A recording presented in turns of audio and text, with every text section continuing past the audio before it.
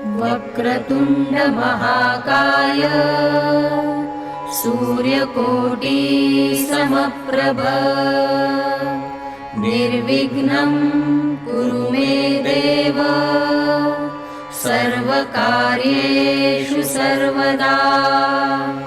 सुस्वागतम सुस्वागतम। हिंदुस्थानातील मानाचा पहिला सार्वजनिक गणपती श्रीमंत भाऊसाहेब रंगारी गणपती ट्रस्ट उपस्थित सर्व गणेश भक्तांचे हार्दिक सहर्ष स्वागत करत आहे।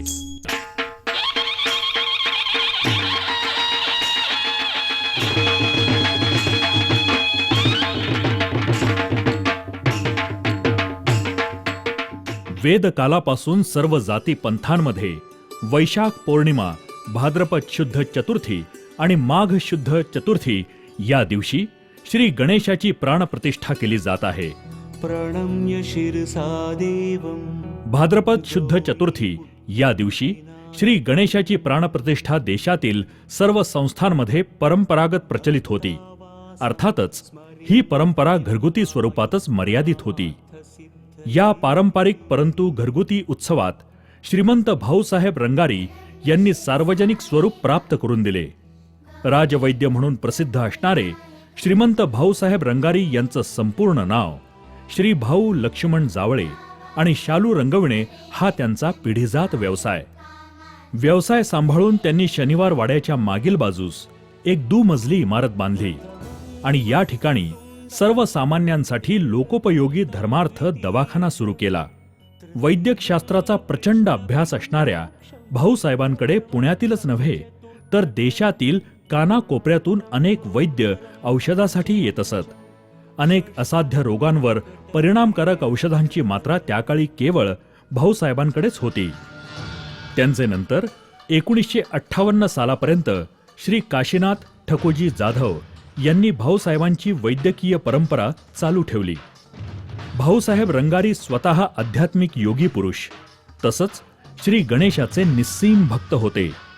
शालूकर बोळातील याच इमारतीमध्ये अक्कलकोटचे श्री स्वामी समर्थ, शिर्डीचे श्री साईबाबा, श्री जंगली महाराज, श्री ब्रह्मगिरी महाराज, श्री शंकर महाराज, श्री माळी महाराज, डॉक्टर राम भोसले तसंच ज्ञात अज्ञात संत महंत मंडळी येत असत आणि याच पवित्र वास्तूमध्ये हिंदुस्थानातील पहिल्या सार्वजनिक गणेशोत्सवाची मुहूर्तमेढ रोवली गेली। या वास्तूमध्ये जून 1892 मध्ये भाऊसाहेबांनी एक बैठक बोलावली। त्यामध्ये महर्षी अण्णासाहेब पटवर्धन, बाळासाहेब नातू, मामा हसबनीस, गणपतराव घोटवडेकर, लखुशेठ दंताळे, बळवंत नारायण सातव, वकील नाना नारायण भोर, खंडोबा तरवडे, बळवंत नारायण कोकाटे, गंगाधर रावजी खेर, दगडूशेठ हलवाई, रामभाऊ बोधने, नानासाहेब खाजगीवाले इत्यादी विविध क्षेत्रातील दिग्गज मंडळींना आमंत्रित केले। या बैठकीमध्ये भाद्रपद शुद्ध चतुर्थीचा गणेशोत्सव सार्वजनिकरित्या साजरा करण्याचा मानस भाऊसाहेबांनी व्यक्त केला आणि उपस्थित सर्व दिग्गज मंडळींनी त्यास दुजोरा दिला आणि अशा प्रकारे इसवी सन 1892 मध्ये हिंदुस्थानामध्ये पहिला सार्वजनिक गणपती बसवण्यात आला। अनंत चतुर्दशीच्या दिवशी भाऊसाहेबांच्या देखरेखीखाली भाऊंचे मानसपुत्र काशीनाथ ठकुजी जाधव यांच्या नेतृत्वाखाली सवाद्य विसर्जन मिरवणूक काढण्यात आली। या मिरवणुकीचे वैशिष्ट्य म्हणजे श्री काशीनाथ ठकुजी जाधव यांचा मेळा होय। तसंच तयार करवून घेतलेल्या लाकडी रथातून श्रींची विसर्जन मिरवणूक। या पहिल्या विसर्जन मिरवणुकीचा फोटो आणि 1892 साली तयार केला गेलेला लाकडी रथ आजही सुस्थितीत असलेला आपण पाहत आहोत। यानंतर 1893 साली भाऊसाहेबांच्या प्रेरणेनं आणि देखरेखीखाली आणखीन काही गणपती सार्वजनिक स्वरूपात बसवण्यात आले।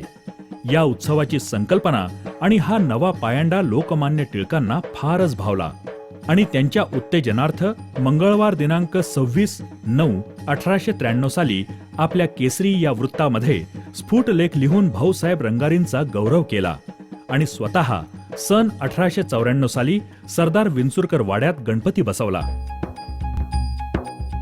सन 1905 मध्ये भाऊसाहेब रंगारींनी उत्सवाची धुरा सर्वश्री काशीनाथ ठकुजी जाधव, बाळ गंगाधर टिळक, नरसिंह चिंतामण केळकर, बळवंत रामचंद्र नातू, गोविंद धोंडदेव दंडवते, केशवराव श्रीपाद ब्रह्मगिरी यांच्याकडे सोपवली. सर्वश्री काशीनाथ ठकुजी जाधव, नानासाहेब परुळेकर, आबासाहेब मुजुमदार, जयवंतराव टिळक यांनी 1958 पर्यंत या उत्सवाची धुरा वाहिली.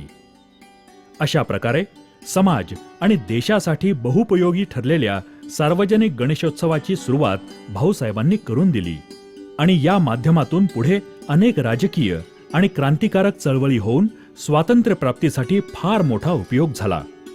भाऊसाहेबांनी सुरू केलेल्या या उत्सवास त्यांचे मानसपुत्र काशीनाथ ठकुजी जाधव यांनी चालना दिली.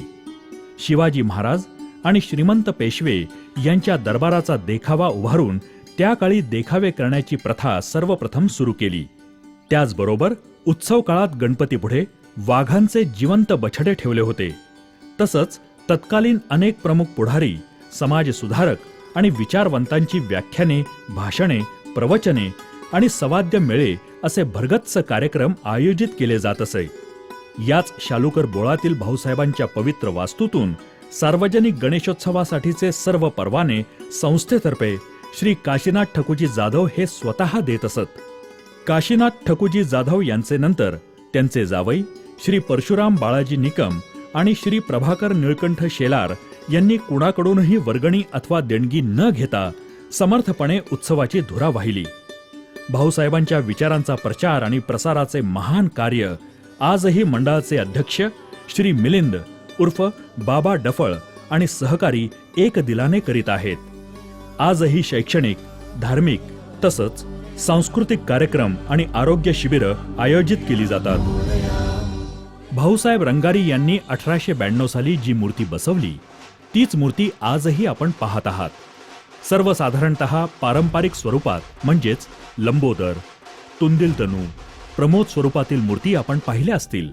परंतु पारतंत्र्यात असलेल्या भारतीयांमध्ये क्रांतीची प्रेरणा व्हावी, सर्व जाती धर्माच्या लोकांना एकत्र आणण्यासाठी भाऊसाहेबांनी राक्षसाशी द्वंद्वयुद्ध करणारी, दुष्ट प्रवृत्तींचा संहार करणारी, स्फूर्तिदायक, एकदंत परंतु तुटलेल्या दाताचा उपयोग राक्षसरूपी शत्रूवर प्रहार करण्यासाठी, डाव्या हाताचा वापर राक्षसाचे केस पकडण्यासाठी, सोंडेचा वापर राक्षसाच्या हाताचे मनगट पिरगळून त्याला काबूत आणण्यासाठी, कसलेल्या मल्लाप्रमाणे घोटीव, बांधेसूद, बलोपासनेची शिकवण देणारी, वीर रसाने युक्त अशी श्री गणेश मूर्ती घडवली. या गणेश मूर्तीचे अजून एक वैशिष्ट्य म्हणजे ही मूर्ती कागदाचा लगदा आणि तत्सम वस्तूंपासून पर्यावरणपूरक पद्धतीनं घडवलेली आहे. म्हणजेच 1892 साली भाऊसाहेबांनी दाखवलेली दूरदृष्टी थक्क करणारी आहे. माझी भक्ती तुझी शक्ती एक रूप झाली.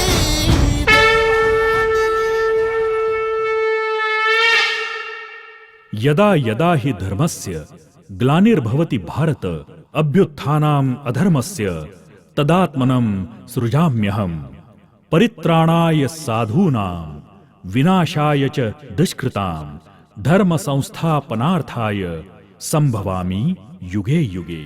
या श्लोकाप्रमाणे सांप्रतकाळी देशामध्ये फोपावलेल्या अधर्माचा नाश करण्यासाठी, सत्य संवर्धनासाठी तसंच बलोपासना आणि स्वाभिमान यांची उपासना करणाऱ्या भक्तांना नवस न करताही पावणारा साक्षात परमेश्वरच आहे अशी संकल्पना ठेवून भाऊसाहेबांनी स्वतः ही मूर्ती घडवली. नदीचे मूळ उगमस्थान जसे दुर्गम किंवा दुर्लक्षित असते त्याचप्रमाणे आपण पाहत असलेले श्रीमंत भाऊसाहेब रंगारी गणपती आणि श्रीमंत भाऊसाहेब रंगारी भवन दुर्लक्षित आहे. परंतु यामुळे नाउमेद न होता सातत्यानं भाऊसाहेबांच्या विचारांचा प्रसार आणि प्रचाराचे कार्य सर्व कार्यकर्ते स्वखर्चानं करण्यात अग्रेसर आहेत. धन्यवाद.